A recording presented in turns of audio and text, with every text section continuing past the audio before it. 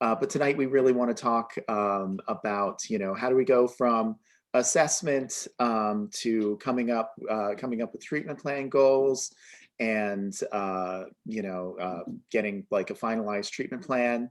And we want to kind of take some of the magic out of there, and there is no like one set formula for everyone. We do AByay is individualized. Everyone's treatment plans are going to look different. Everyone's assessment is going to look different. Everything we're working on is going to look different for every kid that we work with. So it's problem solving skill that we all need to learn. So Jen, you've been doing a couple of treatment plans, and you have a couple updates under your belt. So we thought we'd share maybe some things that you've learned along the way for everyone else. Sure. Yeah, so the first time I did an assessment, I have this guy that just kind of breaks down some of the stuff with the VB-MAPP. So I reviewed that, so I had Chris come with me to my first assessment. So am I allowed to screen share? So I could, can I show? Okay. And I'm going to show LUGI's. His name is out of it, but. Good. Okay. Can everyone see my screen?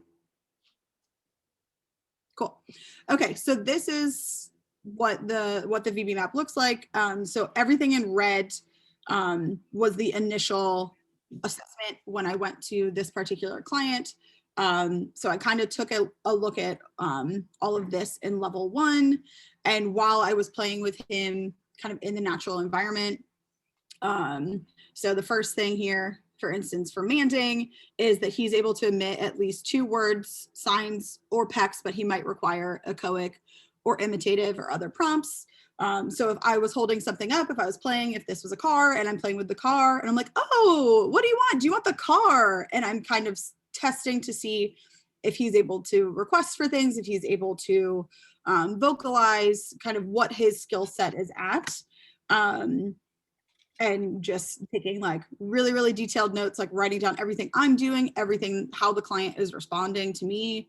Are they imitating me? Are they echoing me? Are they like, what are their play skills looking like? Sometimes I'll take a step back, kind of see them engage with a toy, things like that. So the first one is definitely just trying to, because it looks like there's a lot on here.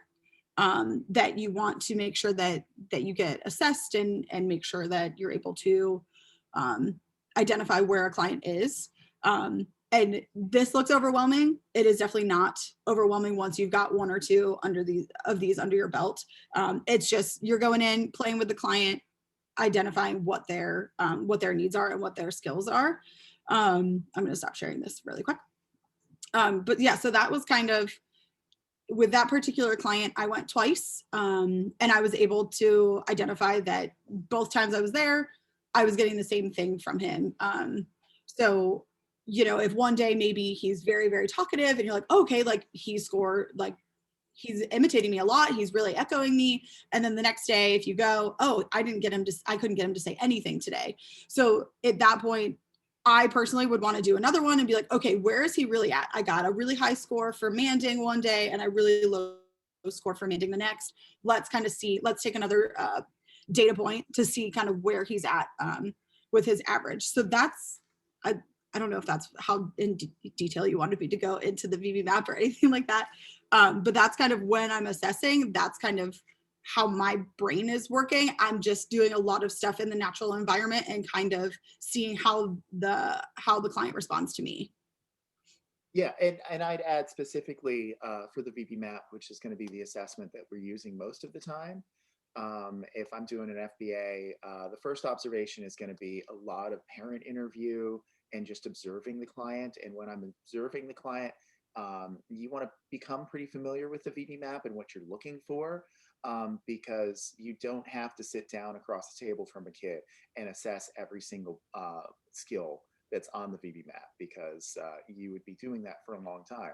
But you can observe the kid, and if just as you're interviewing the parent and, getting to pair with the kid a little bit, you're going to see the kid asking for things. You're going to see the kid labeling for things. So you're starting to kind of develop a baseline.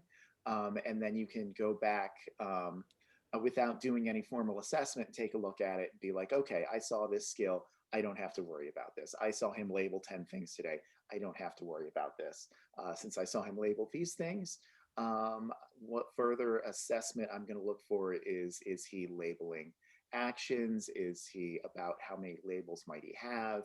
And just try and get a ballpark idea so you can further narrow it down. The game with doing the VB-MAPP assessment is you're trying to narrow it down and assess as little as possible. You want as few question marks as possible. And a lot of times you can just get that just through observing him and just playing and engaging him without actually like sitting down with a whole box of cards across from the table. And one of the things that I learned as I was doing this from Chris is that it is an assessment. It is not a curriculum. So it's not based on, oh, okay, well, this goal says he needs to have 10. Okay, he had 8. So it's like, okay, do you think he has 10? Like, can we assess another 2 in natural play? That sort of thing, where like Chris said, it's not sitting down and being like, okay, what is this? What does it do? Like, what color is it? And you're not necessarily rapid firing questions that way. It's more of just an overview. So like being really familiar with it and knowing like, oh, okay, he has this skill. I know where that is on the VB-MAPP, and just kind of just making yourself as familiar as possible with it. Yeah. So how do you go from, do you have any other examples, or do you want to get into like how you go from getting that information to how you end up with a treatment plan? How did you decide what goals you were going to pick? Sure. Let me pull up, make sure I don't have any names. And if anyone has any questions, we want to make this an open discussion. If you've looked at a VB-MAPP and or you've looked at a treatment plan and you're like, I don't understand how you got from A to B, feel free to ask. Happy to talk about any part of this. Oh yeah, please feel free to jump in at any point that you have a question. Let me just make sure that we've got names out of here. Okay. Okay, so I'm going to share my screen again. So this is the treatment plan for that particular client with the VB-MAPP that I just showed. So his treatment plan's about 18 pages. So it's got all of his goals, the interventions, how they're going to be implemented in daily sessions, basically how we're going to get to that goal. So when you look at the VB-MAPP, each one, not in the, well, let me go here. When you look at the VB-MAPP, each section has, oh, I'm in the wrong client's VB-MAPP. I apologize. Here we go. So each section will have what the goal is. So during the initial assessment, this particular client was able to mand for 2 things, but required additional prompting. So when I looked at a manding goal, I wanted him to, the initial goal was 10. So I wanted him to be able to emit at least 10 mans, because what we were finding was that he was becoming upset or frustrated if he was not able to express what he wanted, which I'm sure all of you have probably come into contact with at some point with a client. So we wanted him to work on at least 10, and that is just kind of a baseline level that we wanted to increase with, wanted him to increase. So this initial treatment plan was written in September. I just did the update last week. He has now mastered 9. So I increased the requirement to 20. So Jen, how did you, so from the initial assessment where he had 2, Okay. Can you talk a little bit more about specifically like what that behavior looked like of his man skill and how you came up with 10, and then, your update and how you came up with 20? Sure. Okay, so his initial mans were, it was very much of, if I was holding something, I was seeing him reach for it. He was showing that he was interested in it. I was labeling it. So for instance, if this is a car, I was saying like, oh, what do you want? Car. And he was still kind of looking at me. So I was really breaking it down to say like, just to get any sort of vocalization from him. So those were what his mands kind of looked like towards the beginning. There is a document that Chris sent that correlates some goals from the VB-MAPP into treatment plan goals. And one of them, since this particular learner is in level 1, so the next step up, so in level 1, there's 5 milestones. So to progress out of level 1, the top milestone says that the client will emit at least 10 different mands without prompts, other than if I ask, what do you want? So that was kind of how I assessed what I wanted this goal to be for the client, was that I wanted him to get all of this initial red to fill this level 1. So that was how I chose that I wanted to do 10 with his mands. Okay. And then at the next authorization or the next treatment plan update, how many did he have? He had 9. Yep. So in that, I know, so close. And he has now, in the last week, he has since mastered that one. So he did get to 10 before that authorization ended. But with the new goal, I knew that he had gotten 9, now 10. And he was starting to understand the requirement of when, we put some items in front of him and we were asking, what do you want? He was understanding that he needed to vocalize, and he was able to identify the items that he wanted. So that was kind of where I ended up getting 20. I wanted, because this is just because the client is able to identify 10 things, he's definitely coming into contact with more than 10 things in his daily routine. He's definitely coming into contact with more than 20 things in his daily routine. We want to increase that as much as possible until it is fluent, when he can look at his parents and be able to tell them like juice or whatever it is, and just be able to independently go up to them and tell them what he wants. So that was kind of where I increased it to 20. Can I ask, so you said that the VB-MAPP is an assessment and not a curriculum, and you said you don't necessarily follow the VB-MAPP and what you're going to teach next, but your goal was for him to get out of level 1, and the highest milestone in level 1 is 10 different mands, which was what your goal was. Mm-hmm. And then at the update, okay, he's about 10, he's very close to mastering that as you do your update. And so you expanded that number to 20 for the exit criteria for the goal for the next authorization. Is there a mand for 20 things on the VB-MAPP? How'd you come up with that? So there is not a specific milestone for exactly 20. This milestone that I'm hovering over here is that he will spontaneously emit 15 different mands. So the way that I interpreted that was for him to spontaneously be able to come up to myself or his staff that he's working with or his parents to identify and spontaneously emit 15 different mands. He was going to need to learn more things. So that was why I increased the requirement before specifically stating that he needed to spontaneously identify those mands. Okay. And what would, let's say our goal was 10 and he mastered 15. What do you think might have happened then? Probably would have increased it just a little bit more, and maybe like I probably would have doubled it. Just kind of be like, okay, he was able to master 15. Let's see how many more he can master. And then if he was able to master those mands quickly enough, there might have been something like an additional manding goal that I could have added.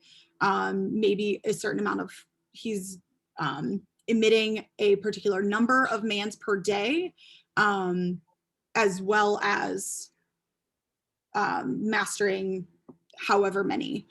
So it could be that you can add in another goal if your client is really progressing with the mands or whatever section you're focusing on with that.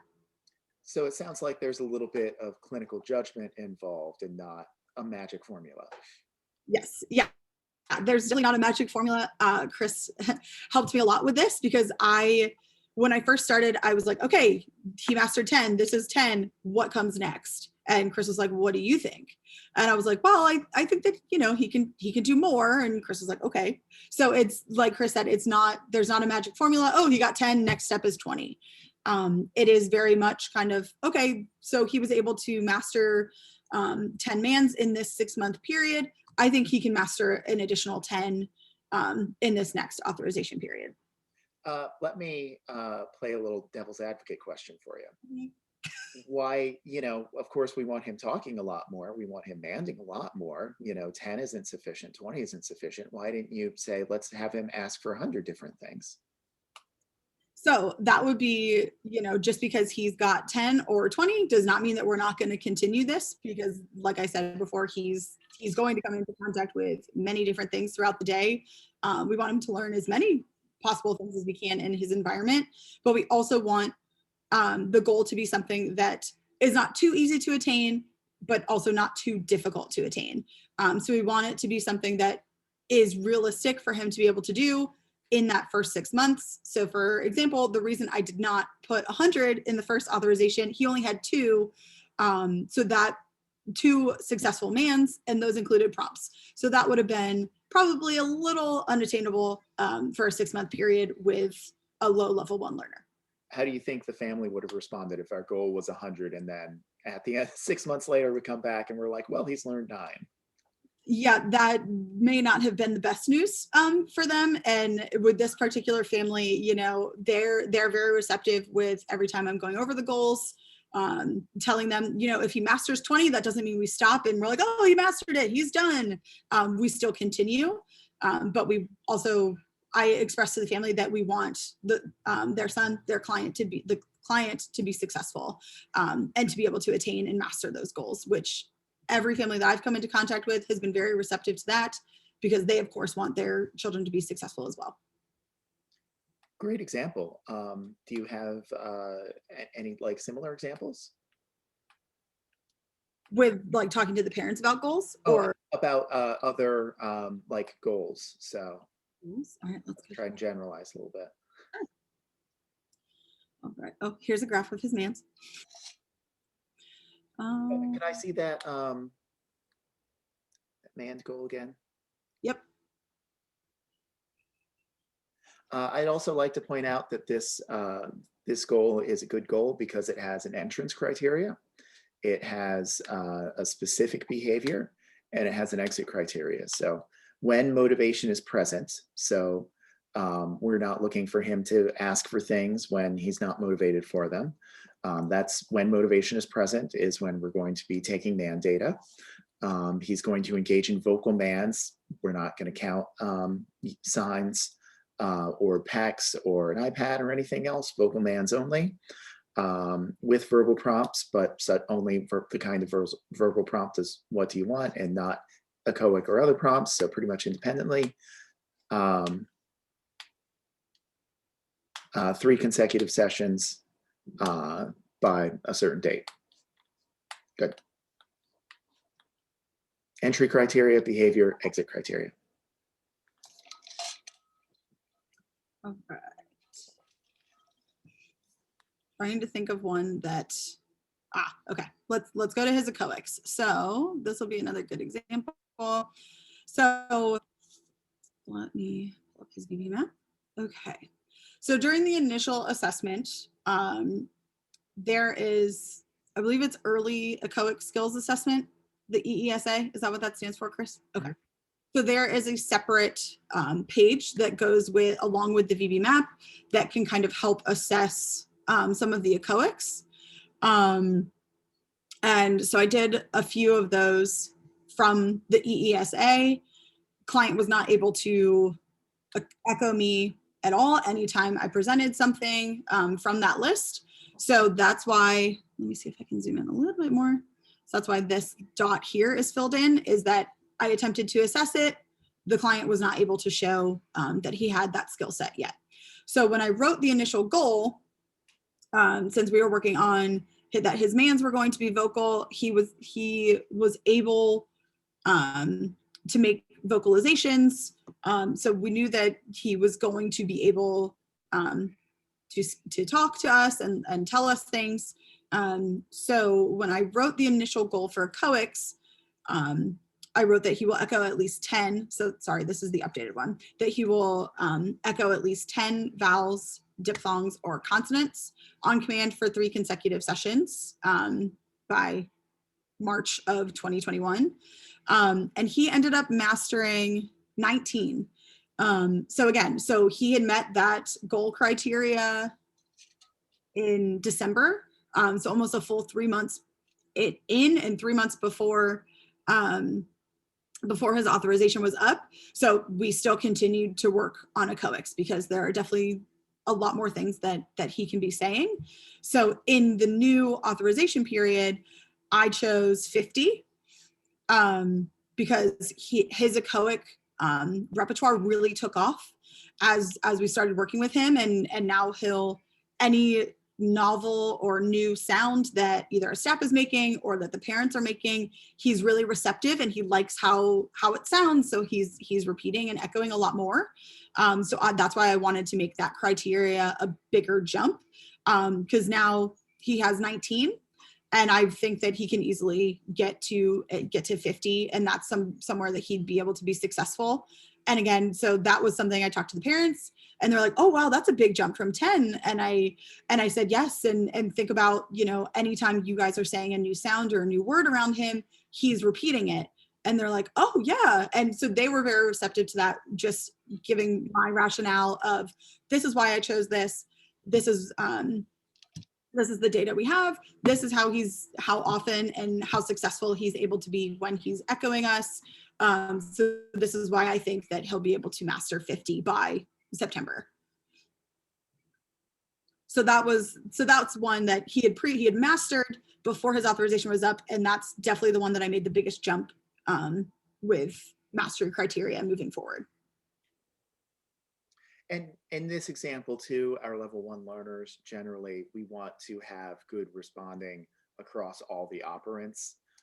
So it's not, as our learner continues to progress, we'll break down and work on different specific things. In this particular example, it's just, we want to build that base skill and then keep building on it. And then we'll branch out. Goals would look a little bit different, if his skill level had really, really progressed too. You're not always just going to be bumping up the criteria.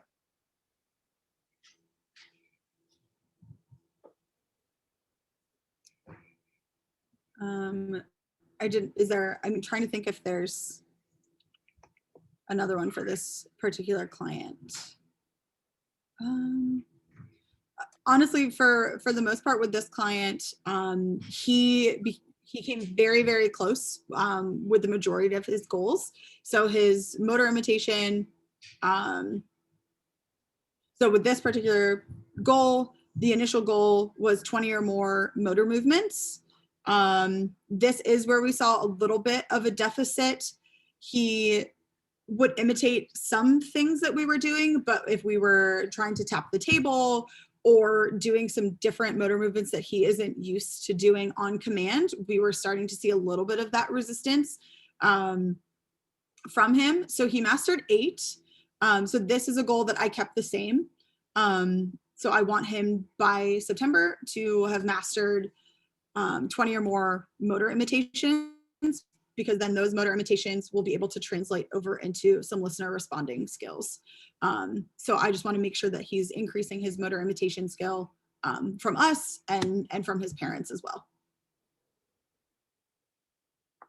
I think most of the other ones, let's see. So, and with so I put a social play goal in. Obviously with COVID, those opportunities are not very often. So there was not any data to present on it. So basically I continued the goal into the next authorization period to hopefully, when it's warmer and there's finally no more snow, if we're able to get out to a park, we might be able to initiate some social skills with peers. things like that, just in different settings. For the most part, this client is only in home, and he's not really going anywhere else throughout the day. So social interactions are pretty few and far between at the current stance. Good. Does anybody have any questions about that part?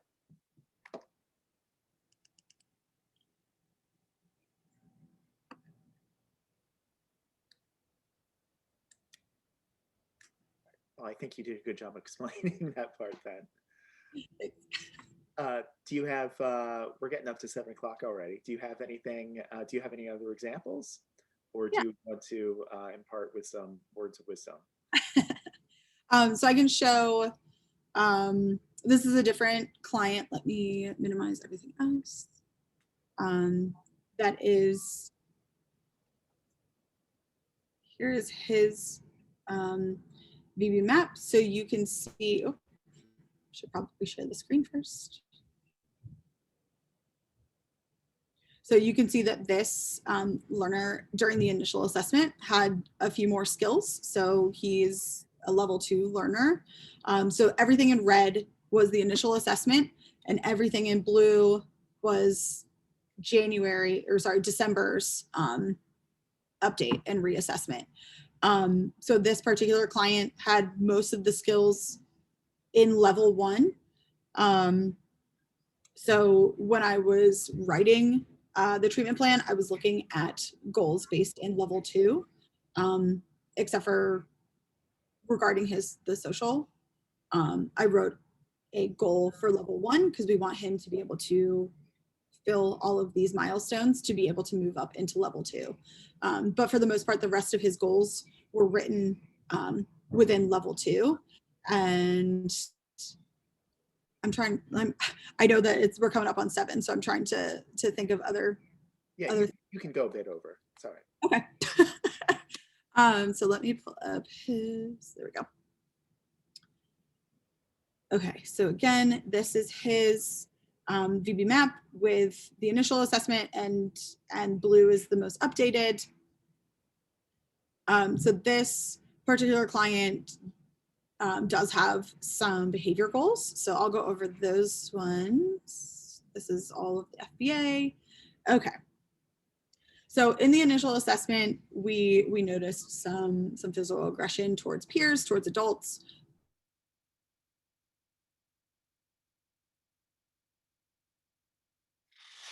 And physical aggression, they came in the form hitting, kicking, pinching.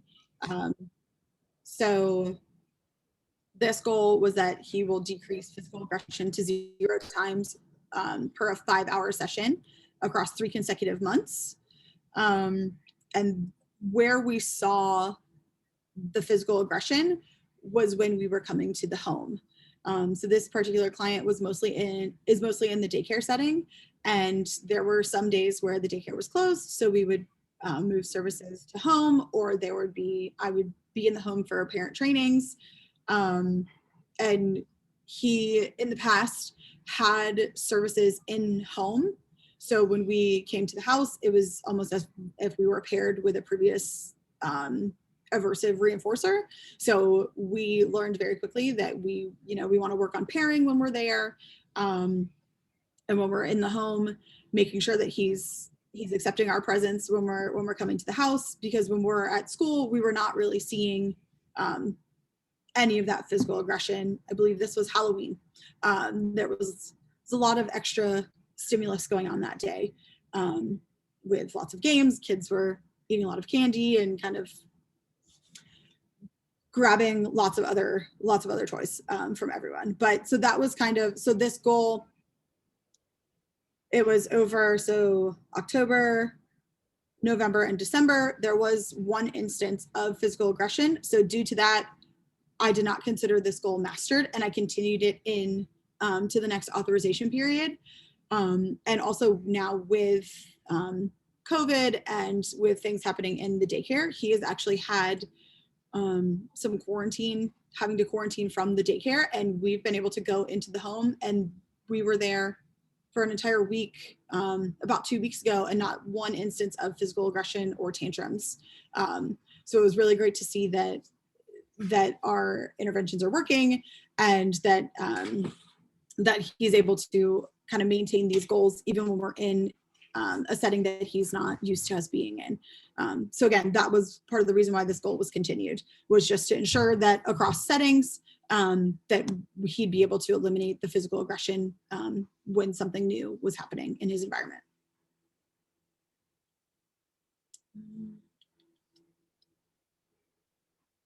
Okay.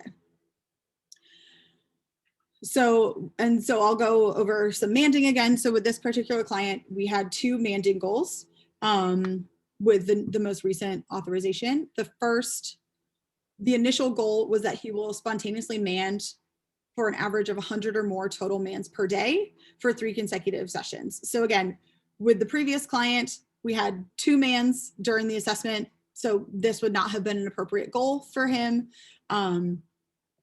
Now, regarding this client, he was able, in the initial assessment, yeah, so this up here in level 8, in number 8, says emits 5 different mans that contain 2 or more words. So we were getting some 2, 3 word full sentence mans. So the client was able to express and identify what it was that he wanted. So when I worked on this treatment plan with Chris, we determined that it would be best that we're increasing the number of times he's manding for something throughout a day. That would be a more appropriate goal for him. We're also including if there's something new in his environment that he's not able to say. For example, he really enjoys playing with a marble track, but he was calling it, I can't even remember what, it was something that it was unable to be determined what it was that he was saying, but he would reach for it.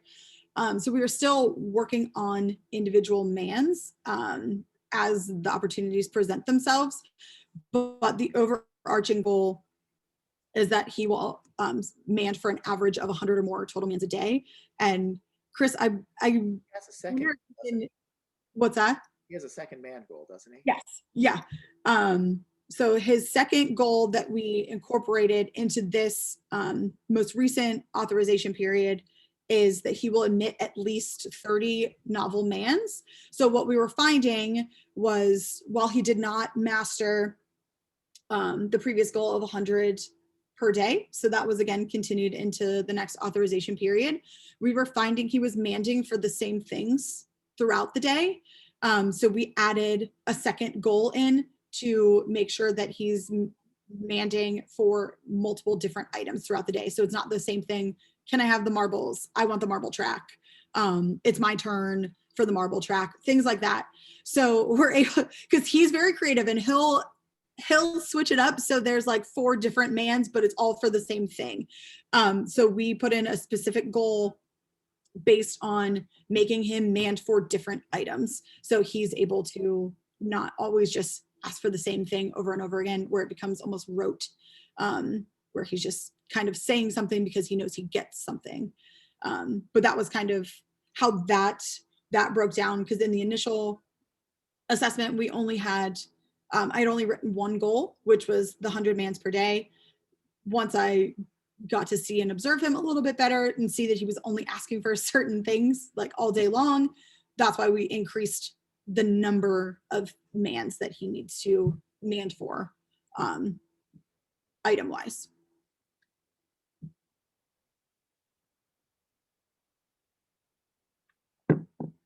Great examples.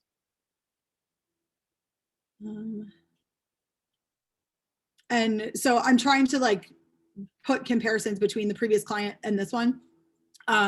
So with this client, in his VB-MAPP, in his initial assessment, when I was doing that EESA, the echoic assessment, he was very strong in this area.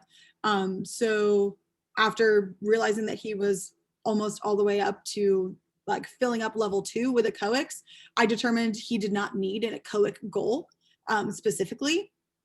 So I did not write one in. Again, there were things like, I believe he was calling it a marble truck instead of a marble track. So that was, while we're not focusing on a VB-MAPP goal of AByay, that doesn't mean that if something comes up, he's not able to say that we can't work on that. So we added in just working on him saying track, marble track, instead of truck. And within 3 days, he had it mastered and now is saying marble track in the correct way. So that's an example of, just because it's not a targeted goal does not mean that if it's able to help the client that you can't work on that. I just did not write a specific AByay goal for this client, because that's one of his strong suits. So I wanted to focus on other things to get those other levels up to where he is with his AByys. Okay. I think he has another good example too with his tax. So he was tacting for a good amount of common items. He had most of the things that were in the box, in the standard language builder box, but he didn't have many less common things. He also didn't have very many actions when we assessed him the first time too. So he had a good tact base, but it wasn't very broad, and it was just on common items. So the first treatment plan goal then, can you hover over the tax there, Yep. actually, and see which ones he had versus didn't have. So he had at least 50 tax. Mm-hmm. And then he had at least 200 tax. Like, he was able to go through all those picture cards. He would fly through them. But I believe it was 3. He had 3 tact actions. He was able to do, if I said, what am I doing? And I was jumping, he was able to identify jumping and clapping. And there was one other one. So that was clearly something that Chris and I talked about was a deficit. We want him to be able to not only tact pictures of things, but actions as well. Let me pull up those goals. Let's go to, okay.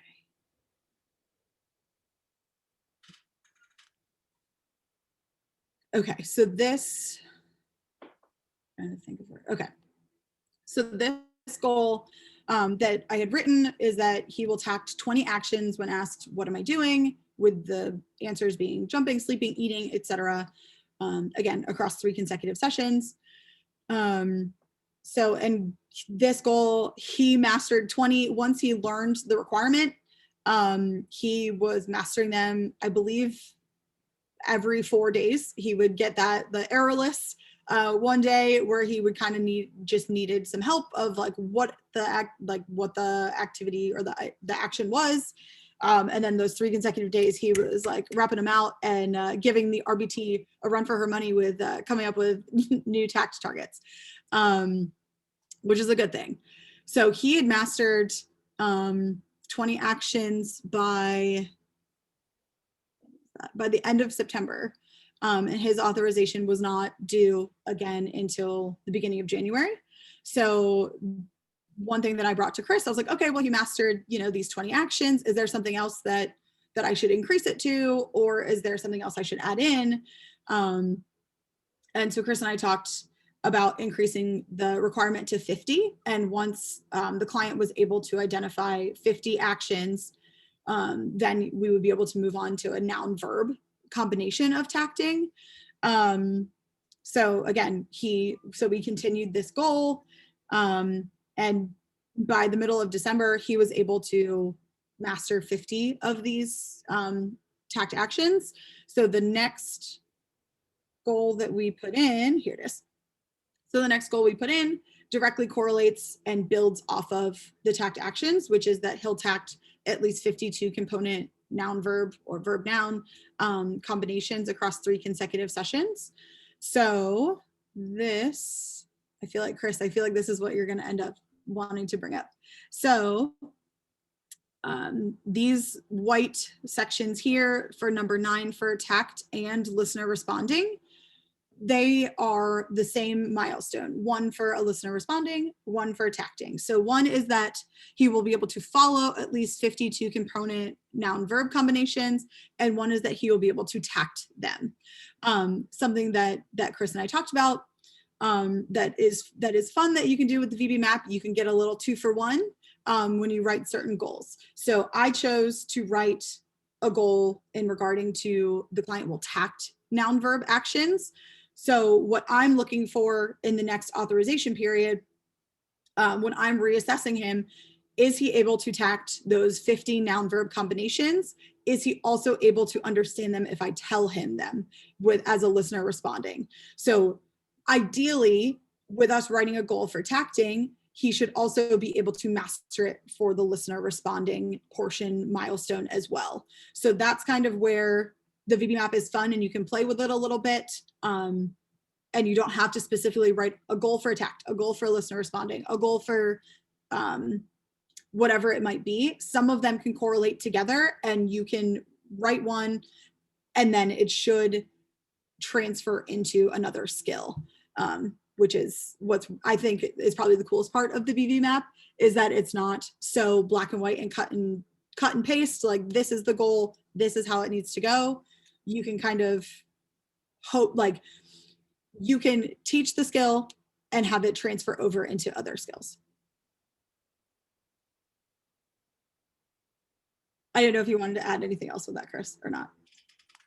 No, I think that covers it really well.